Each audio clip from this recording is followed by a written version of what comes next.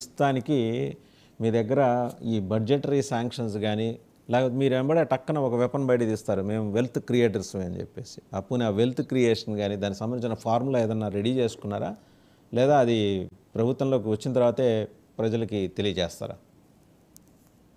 ఇక్కడ ముందుగా ప్యానల్లో ఉన్నటువంటి పెద్దలు ప్యానలిస్టులకి, అదేవిధంగా మీకు 99 వీచ్ ఇస్తున్నటువంటి ప్రేక్షక లోకానికి శుభోదయం తెలియజేసుకుంటూ, ఇప్పుడు వాలంటీర్లని వాళ్ళు పెట్టుకునింది వాళ్ళ కార్యకర్తల్లాగా తయారు చేసుకునేసి ఆ కార్యకర్తల ద్వారా లబ్ధి పొందాలా.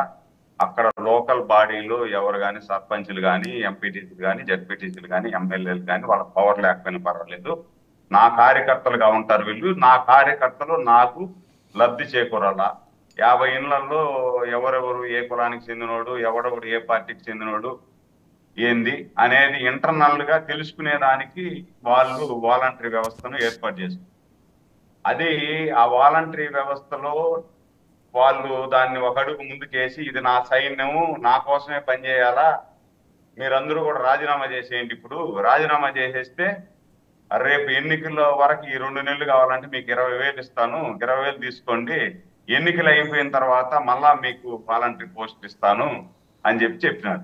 కానీ అది బెడిసి కొట్టింది. వాలంటీర్లు ఏమనుకున్నారంటే బెడిసి కొట్టి మెజారిటీ వాలంటీర్లు మేమంతా మీరు చెప్పినట్టు చేసేది కాదు, మీరు చెప్పినట్టు మేము చేసినామంటే మేము కేసులు ఇరుక్కున్నామంటే మా భవిష్యత్తు నాశనం అయిపోతుంది, ఇబ్బంది పడతాము అని చెప్పి వాళ్ళందరూ కూడా తెలుసుకున్నారు. వీళ్ళు ఎంత ఒత్తిడి చేసినా రాజీనామా చేయమని చెప్పి మెజారిటీ వాలంటీర్స్ రాజీనామా చేయట్లే.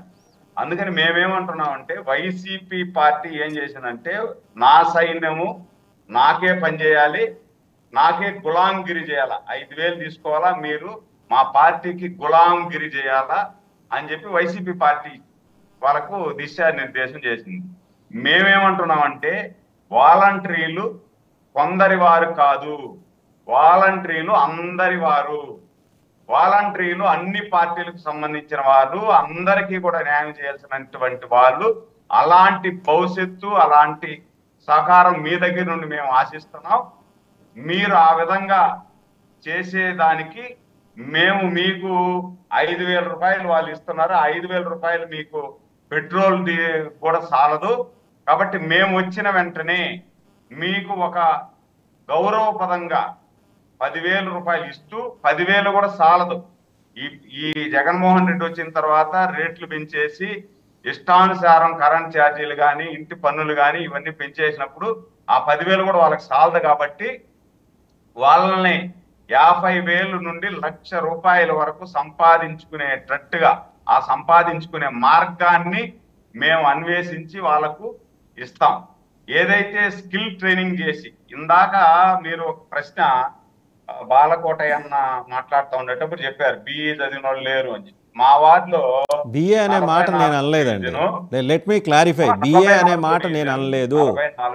నాయుడు గారు మీరు వినాలి, శాంతం విని చెప్పాలి. బిఏ అనే మాట, బీటెక్ చదివిన వాళ్ళు వాలంటీర్లుగా లేరు అనే మాట నేను అనేది కూడా అదే సార్, బీటెక్ చదివిన వాళ్ళు ఎవరు లేరు అని చెప్పి మీరు అన్నారు. మీకు సమాచారం తెలియకపోయిండొచ్చు, సచివాలయంలో ఉన్నారు, వాలంటీర్లలో లేరు, రెండింటికి మధ్య వ్యత్యాసం ఉంది. దగ్గర సమాచారం రాకపోయిండొచ్చు.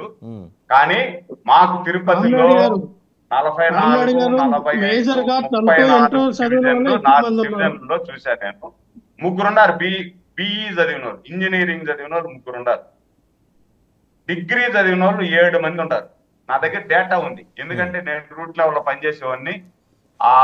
మా వేణుకు కూడా తెలుస్తుంది, రూట్ లెవెల్లో పనిచేసేవాడిని. నా దగ్గర టోటల్ ఎంతమంది ఈ 3 డివిజన్లలో వాలంటరీగా పనిచేస్తున్నారు, వాళ్ళ విద్యా అర్హత ఏంటి, వాళ్ళు ఏం చేస్తున్నారని వాళ్ళ మీద కూడా మేము నిఘా పెట్టాం. వాళ్ళు మా మీద ఏ విధంగా అయితే నిఘా పెట్టారో మేము కూడా వాళ్ళ మీద నిఘా పెడితే వాళ్ళలో తేలింది 3 ఉన్నారు ఇంజనీరింగ్ చదివిన వాళ్ళు, బిఏ చదివిన వాళ్ళు ఉన్నారు, సమానమైనటువంటి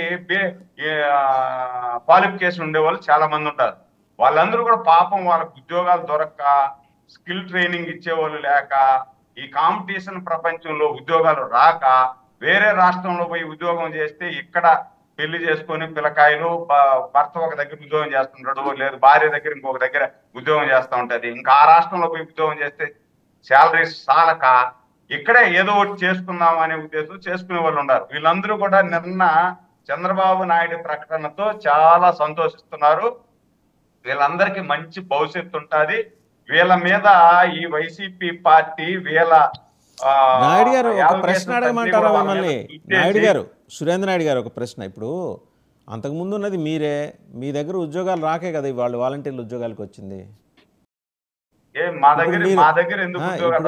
ఇప్పుడు 10,000 ఇస్తామంటే మిమ్మల్ని నమ్ముతారా? కాదు, ఇప్పుడు 10,000 ఇస్తామంటే మిమ్మల్ని నమ్ముతారా? అప్పుడు మీరు కల్పించలేని ఉద్యోగం ఇవాళ మీరు కొత్తగా కల్పించేది ఏంటి?